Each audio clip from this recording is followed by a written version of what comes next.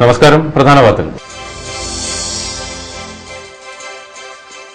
Youth Congress Idukki Lok Sabha മണ്ഡലം സമ്മേളനത്തിന് തുടക്കമായി.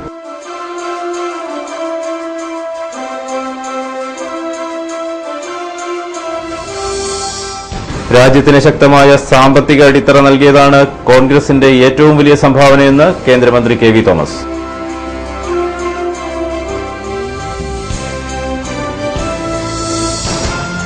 എമർജിംഗ് കേരളയിലെ നിർദ്ദേശങ്ങൾ എന്ന് നടപ്പാകുമെന്ന് മുഖ്യമന്ത്രിക്കോ വ്യവസായ മന്ത്രിക്കോ അറിയില്ലെന്ന് chief whip P C George.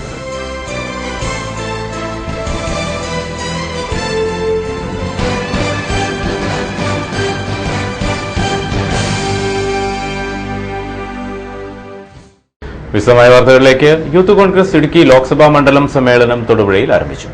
Ancheri ബേബിയുടെ സ്മൃതി മണ്ഡപത്തിൽ പുഷ്പാർച്ചന നടത്തിക്കൊണ്ട് യൂത്ത് കോൺഗ്രസ് ലോക്സഭാ പ്രസിഡന്റ് ഡീൻ കുര്യാക്കോസ് പതാക ഉയർത്തിയതോടെയാണ് സമ്മേളനം ആരംഭിച്ചത്.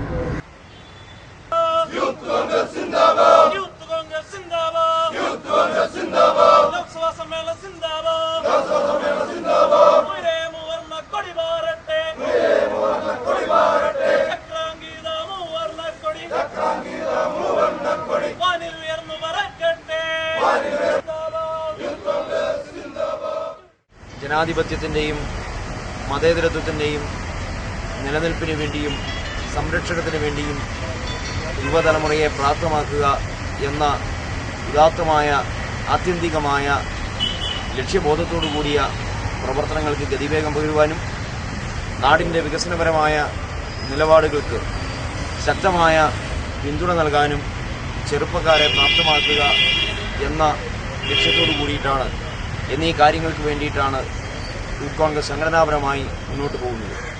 തീർച്ചയായും ഈ സമ്മേളനം അത്തരം പ്രവർത്തനങ്ങൾക്ക് കൂടുതൽ സഹായകരമാകും.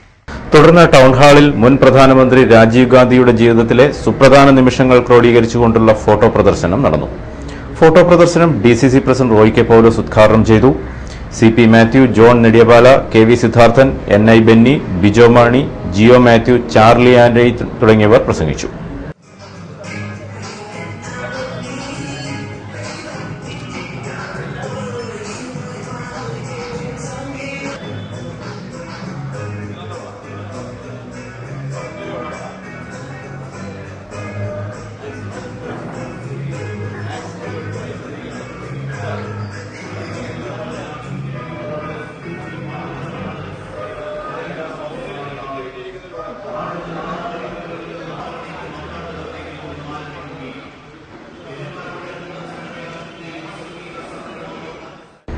രാജ്യത്തിന് ശക്തമായ സാമ്പത്തിക അടിത്തറ നൽകിയതാണ് ഇന്ത്യൻ നാഷണൽ കോൺഗ്രസിന്റെ സംഭാവനയെന്ന് കേന്ദ്രമന്ത്രി കെ വി തോമസ് പറഞ്ഞു. ഒരു കാലത്ത് ഭക്ഷ്യധാന്യം ഇറക്കുമതി ചെയ്തിരുന്ന ഇന്ത്യ ഇന്ന് ലോകത്ത് ഏറ്റവും കൂടുതൽ ഭക്ഷ്യശേഖരമുള്ള രാജ്യമാണ്. ഇന്ത്യയിൽ നിലനിൽക്കുന്ന സ്വാതന്ത്ര്യം കോൺഗ്രസിന്റെ സംഭാവനയാണെന്നും അദ്ദേഹം പറഞ്ഞു. തൊടുപുഴയിൽ നടക്കുന്ന യൂത്ത് കോൺഗ്രസ് സമ്മേളനത്തിൽ സ്വാതന്ത്ര്യം, ജനാധിപത്യം എന്ന വിഷയത്തിൽ സംസാരിക്കുകയായിരുന്നു അദ്ദേഹം. ഇന്ന് ലോകത്തിൽ ഏറ്റവും കൂടുതൽ ഭക്ഷ്യധാന്യങ്ങൾ സംഭരിച്ചിരിക്കുന്ന രാജ്യം ഏതാണെന്ന് ചോദിച്ചാൽ അമേരിക്കയിലെ, ഓസ്ട്രേലിയയിലെ, റഷ്യയിലെ, ഇന്ത്യ. 80.5 ദശലക്ഷം ഭക്ഷ്യധാന്യങ്ങളാണ് ഇന്ന് ഇന്ത്യ ശേഖരിക്കുന്നത്. 800 ലക്ഷം ടൺ. ഇത് ചെറിയ കണക്കല്ല. പലപ്പോഴും ഒരു രാജ്യത്തിന്റെ ശക്തി എന്ന് പറയുന്നത് നമ്മൾ മുഴുവൻ നാട്ടിൽ പുറത്തു പറയാറില്ലെങ്കിലും ഏറ്റവും വലിയ ശക്തിയിൽ ഒന്ന് ഭക്ഷ്യധാന്യങ്ങളുടെ ശേഖരം. ഇന്ന് അമേരിക്ക ഉൾപ്പെടെ, റഷ്യ ഉൾപ്പെടെ, ആഫ്രിക്കൻ രാജ്യങ്ങൾ ഉൾപ്പെടെ ഇന്ത്യയോട് ചോദിക്കുന്നത് ഞങ്ങൾക്ക് നാളെ തോന്നുകയാണ്, ഞങ്ങൾക്ക് നമ്മുടെ കയറ്റുമതി ചെയ്തിരിക്കുക.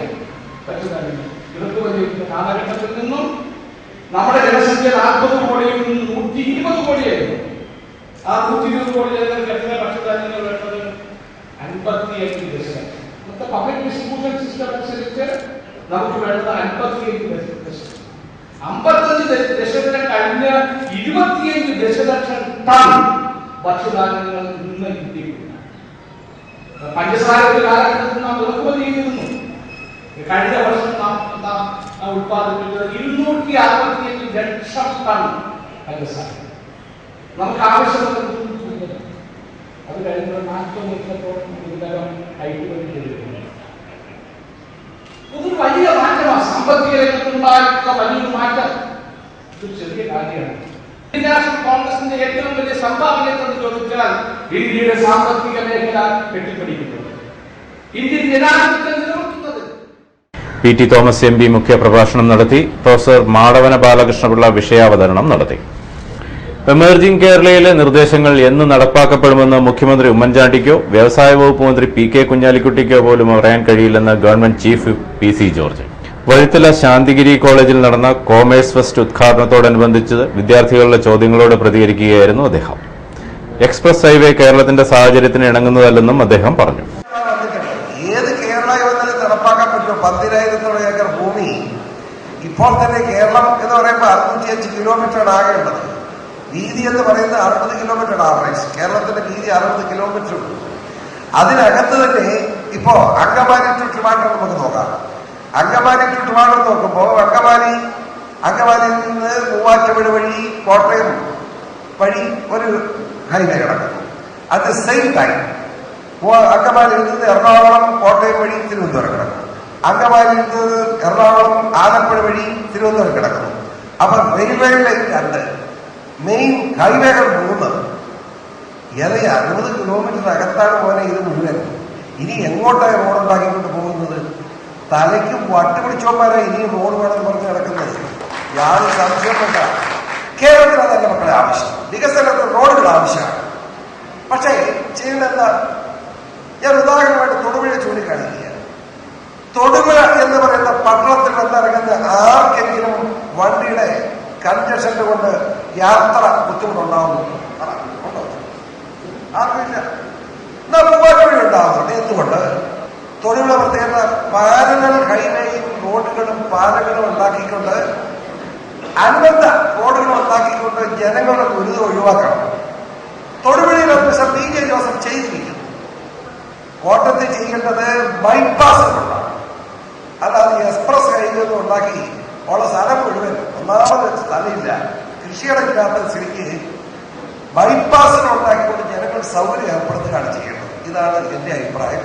അതുകൊണ്ട് എമർജിംഗ് കേരള പ്രോഗ്രാം എന്ത് നടപ്പാകുമെന്ന് ചോദിച്ചാൽ അതിന്റെ മുമ്പിൽ നിൽക്കുന്ന ബഹുമാനപ്പെട്ട മുഖ്യമന്ത്രി ഉമ്മൻചാണ്ടിക്കോ വ്യവസായ മന്ത്രി കുഞ്ഞാലിക്കുട്ടി സാഹിബിനോ പോലും പറയാൻ കഴിയാത്ത യൂഫോറിയ 2012 എന്ന പേരിൽ 28, 29 തീയതികളിലാണ് പരിപാടി നടക്കുന്നത്.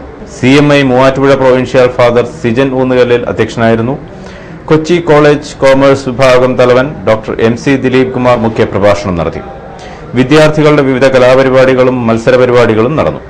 29-ന് കൊമേഴ്ഷ്യലൈസേഷൻ ഓഫ് അഗ്രികൾച്ചർ എന്ന വിഷയത്തിൽ നടക്കുന്ന സെമിനാർ മന്ത്രി PJ ജോസഫ് ഉദ്ഘാടനം ചെയ്യും. PC സിറിയക് IAS സെമിനാർ നയിക്കും. 150 കർഷകർ സെമിനാറിൽ പങ്കെടുക്കും.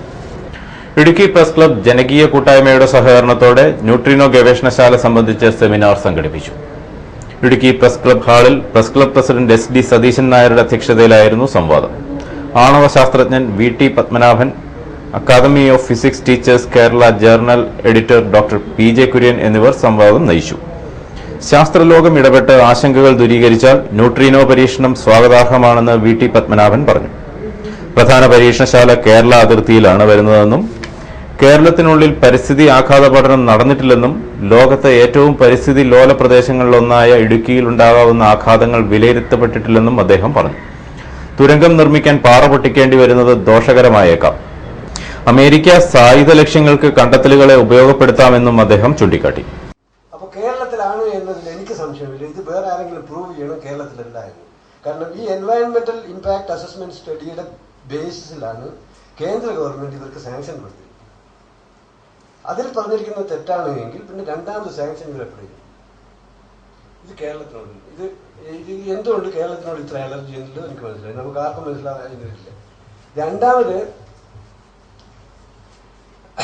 ഈ ലബോറട്ടറി ഈ തുറന്നെടുക്കാൻ 8 ലക്ഷം ടൺ പാറ പൊട്ടിക്കുന്നു.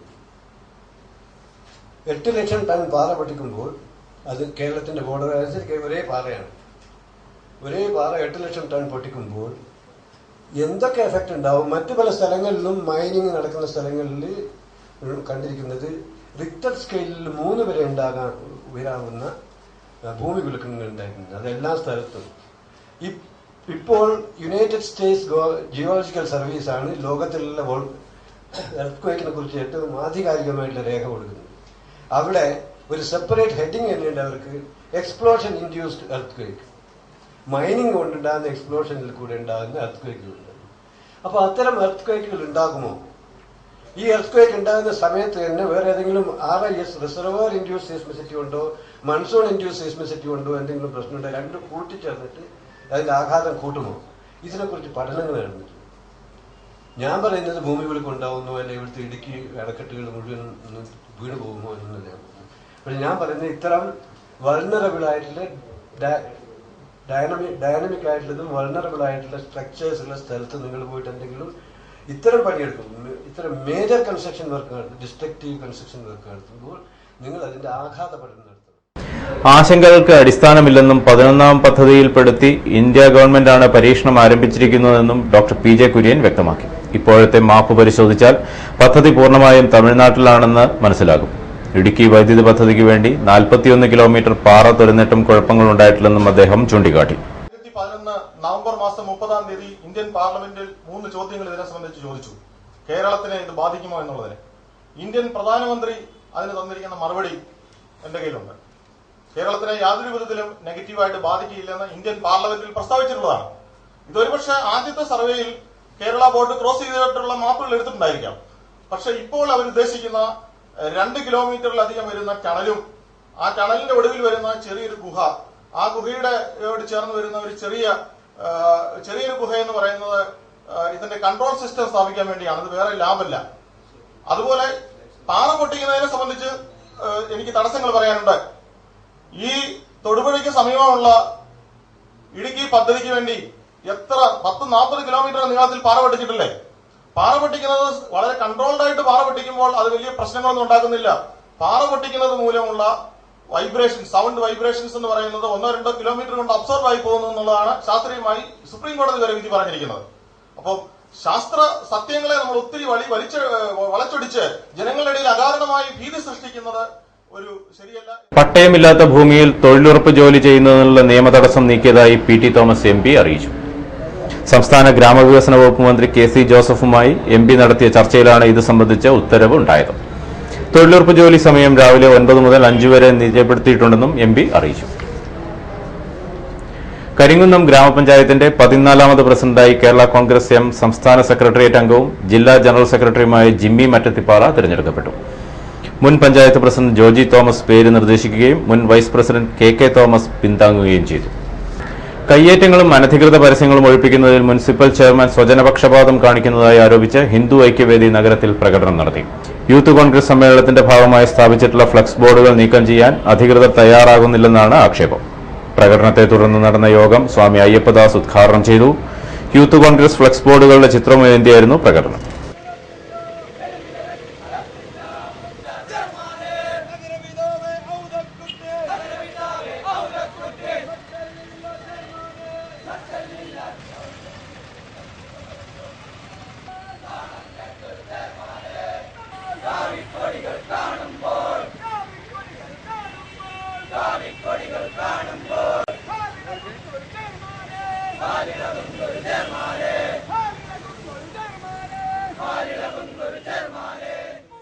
പക്ഷേ ഇത് വളരെ ദൂരവ്യാപകമായ പ്രത്യാഘാതങ്ങൾ ഉളവാക്കുന്നതാണെന്നും അത് മാത്രമല്ല ഇതിന്റെ പിന്നിൽ അതിശക്തമായ ഒരു ഗൂഢാലോചന ഉണ്ടോ എന്ന് സംശയിക്കേണ്ടിയിരിക്കുന്നു. ഒരുപക്ഷെ നിങ്ങൾ ശ്രദ്ധിക്കുന്നുണ്ടാവില്ല, ഇതിന്റെ പിന്നിൽ ഒരു ഗൂഢാലോചനയുണ്ട്. കോൺഗ്രസ് പാർട്ടി കൊണ്ടുവന്നിട്ടുള്ള ഒരു ഗൂഢാലോചനയുണ്ട്. ഇത് ഞാൻ പറയാൻ കാരണം കഴിഞ്ഞ 2 ദിവസത്തിനപ്പുറത്ത് എറണാകുളം DCC പ്രസിഡന്റ് VJ പൗലോസ് ശ്രീ VJ പൗലോസ് എന്ത് ചെയ്തു എന്ന് ഓർമ്മിക്കണം. ശ്രീനാരായണ ഗുരുദേവനെ വളരെ പരസ്യമായിട്ട് അധിക്ഷേപിക്കുകയും ആ അധിക്ഷേപിച്ചതിന്റെ അടിസ്ഥാനത്തിൽ SNDP യോഗം ജനറൽ സെക്രട്ടറിയുടെ മുമ്പാകെ ക്ഷമ പറഞ്ഞുകൊണ്ട് കോൺഗ്രസിന്റെ തന്നെ ലെറ്റർ പാഡിൽ, എല്ലാ കോൺഗ്രസ് കമ്മിറ്റിയുടെ ലെറ്റർ പാഡിൽ മാപ്പെഴുതി കൊടുക്കുകയും ചെയ്യേണ്ടുന്ന സാഹചര്യം ഉണ്ടായെങ്കിൽ അതിനോടനുബന്ധമായി നോക്കുമ്പോൾ ഇത് എറണാകുളത്താണ്, നടന്നത് തൊടുപുഴയാണ്. തൊടുപുഴ ജന്മാഷ്ടമിയോടാണ്. ഒരു വശത്ത് ശ്രീനാരായണ ഗുരുദേവനോട്, മറുവശത്ത് ശ്രീകൃഷ്ണ ഭഗവാനോട്. DTP ആൻഡ് ഗ്രാഫിക് ഡിസൈനേഴ്സ് ഫോറത്തിന്റെ വാർഷിക സമ്മേളനവും പഠന ക്യാമ്പും കുടുംബ കൂട്ടായ്മയും സെപ്റ്റംബർ 30 രാവിലെ തൊടുപുഴ NSS ഓഡിറ്റോറിയത്തിൽ നടക്കും. രാവിലെ 10 consumer fed president advocate Joy Thomas ഉദ്ഘാടനം ചെയ്യും. തുടർന്ന് സെമിനാറുകളും കലാപരിപാടികളും ഉണ്ടായിരിക്കുമെന്ന് ജില്ലാ പ്രസിഡന്റ് ആമ്പൽ ജോർജ് അറിയിച്ചു. DTP ആൻഡ് ഗ്രാഫിക് ഡിസൈനേഴ്സ് ഫോറത്തിന്റെ ആഭിമുഖ്യത്തിൽ 4ാമത് വാർഷിക സമ്മേളനവും പഠന ക്യാമ്പും കുടുംബ കൂട്ടായ്മയും വിവിധ കലാപരിപാടികളോടും കൂടി 2012 സെപ്റ്റംബർ മാസം 30 ഞായറാഴ്ച തൊടുപുഴ NSS ഓഡിറ്റോറിയത്തിൽ വെച്ച് നടക്കുകയാണ്. ഈ സമ്മേളനത്തിന്റെ ഉദ്ഘാടനം കൺസ്യൂമർ ഫെഡിന്റെ സംസ്ഥാന ചെയർമാൻ അഡ്വക്കേറ്റ് ജോയ് തോമസ് നിർവഹിക്കും. സമ്മേളനത്തിൽ എളിയനായ ഞാൻ അധ്യക്ഷനായിരിക്കും. ഈ സംഘടനയിലെ പ്രവർത്തകർ സ്വരുക്കൂട്ടുന്ന ചികിത്സാ സഹായ വിതരണം ബഹുമാന്യനായ മുനിസിപ്പൽ ചെയർമാൻ TJ ജോസഫ് ഒരു ചികിത്സാ സഹായം ആവശ്യമുള്ള ഒരാൾക്ക് നൽകിക്കൊണ്ട് വിതരണം ചെയ്യും. അതുപോലെ പ്രസ് ക്ലബിന്റെ ആദരണീയനായ ജനറൽ സെക്രട്ടറി ജോൺസൺ വേങ്ങത്തടം മുഖ്യാതിഥിയായിരിക്കും. അതോടനുബന്ധിച്ച് നടക്കുന്ന സമ്മേളനത്തിൽ ഈ സംഘടനയുടെ ഭാരവാഹികൾ ആശംസകൾ നേരും. തുടർന്ന് 11-15 കുടുംബജീവിതവും വ്യക്തിബന്ധങ്ങളും എന്ന വിഷയത്തെ സംബന്ധിച്ച് മുന്നൂറോജിയും അതുപോലെ പൊതുജനങ്ങളും റോഡ് സുരക്ഷയും എന്ന വിഷയത്തിൽ CS ഡേവിഡ് ജോയിന്റ് RTOയും റെജി വർഗീസ് AMI ചേർന്ന് നടത്തുന്ന ക്ലാസും നടക്കും. കോലാനി NSS കരയോഗം കുടുംബമേള സെപ്റ്റംബർ 30 അമരങ്കാവിന് സമീപം RPS ഹാളിൽ നടത്തും. ജയറാണി ഇംഗ്ലീഷ് മീഡിയം ഹൈസ്കൂളിൽ മാധ്യമം വെളിച്ചം പദ്ധതി ആരംഭിച്ചു. Government chief whip PC George ഉദ്ഘാടനം നിർവഹിച്ചു. PTA പ്രസിഡന്റ് N രവീന്ദ്രൻ അധ്യക്ഷനായിരുന്നു. സിസ്റ്റർ മോണിക്ക പൈമ്പിളിൽ സ്വാഗതവും സ്റ്റാഫ് ടോമി ജോസഫ് നന്ദിയും പറഞ്ഞു. ഏരിയ കോഓർഡിനേറ്റർ LK റഹീം, മാധ്യമം BDO C Jayakrishnan, Eiffel residency director Narayana Pillai തുടങ്ങിയവർ പങ്കെടുത്തു. പ്രധാന വാർത്തകളിൽ കൂടി. യൂത്ത് കോൺഗ്രസ് ഇടുക്കി ലോക്സഭാ മണ്ഡലം സമ്മേളനത്തിന് തുടക്കമായി.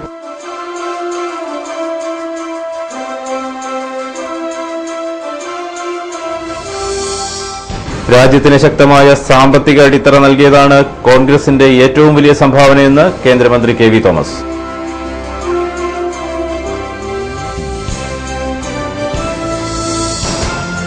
എമർജിംഗ് കേരളയിലെ നിർദ്ദേശങ്ങൾ എന്ന് നടപ്പാകുമെന്ന് മുഖ്യമന്ത്രിക്കോ വ്യവസായ മന്ത്രിക്കോ അറിയില്ലെന്ന് ചീഫ് വിപ്പ് PC ജോർജ്.